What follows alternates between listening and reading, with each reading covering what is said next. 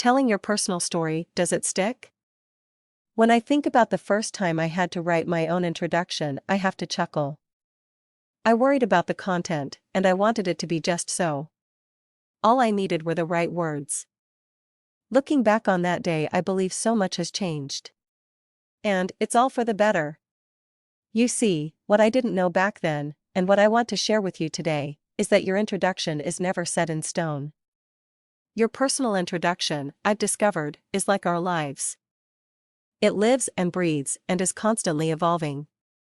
Just like the evolution that's taken place within me, my story has been updated and refined to reflect the changing times. The other day somebody told me about a website called Autobiography Project. The headline reads, "Every life has a story."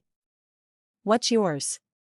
The site pays tribute to the autobiography of Benjamin Franklin to commemorate his 300th birthday. 4 years ago, Philadelphians were invited to submit a memoir of their own. They wrote their autobiographies in 300 words, and the winners appeared on bus shelters throughout the city. There were 20 winning entries selected from over 300 people who participated.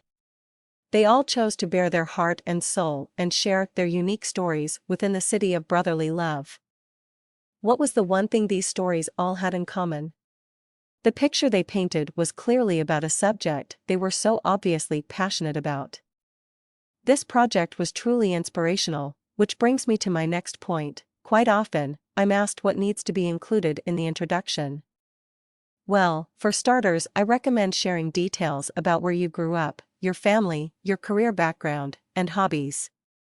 Many of us have interests worth sharing with our audience, and it's so important to choose what you think will resonate with others. People want to connect with you and share things in common. People are attracted to those who have uplifting stories. You know the ones what I mean, they're the ones that fill you up. Try to list as many specifics as you can. You'll want to attract serious prospects, don't you? When you share your passion for something with your visitors, you share an instant bond. I personally love traveling, enjoy cooking, and reading about spirituality and love nature. The truth is, I need to discover what the common ground is with each unique individual. In turn, people become more receptive to what I have to offer. What I've learned time and time again is that writing is a lot like talking to someone.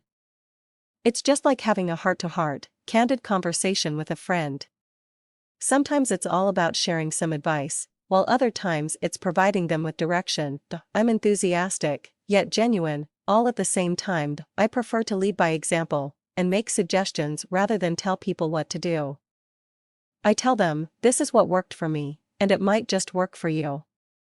Why don't you give it a try? You've got nothing to lose and everything to gain. My attraction marketing blueprint is heart-centered and helps you write your bio page on yourself in order to sell yourself. After all, it's the best way you can establish a relationship and keep delivering value to your prospects. We are always attracting. The key is to become aware of what we are attracting and choose who and what we want to attract. Every life has a story. Think about what would you like to share with your audience. And don't worry, you can always change it later.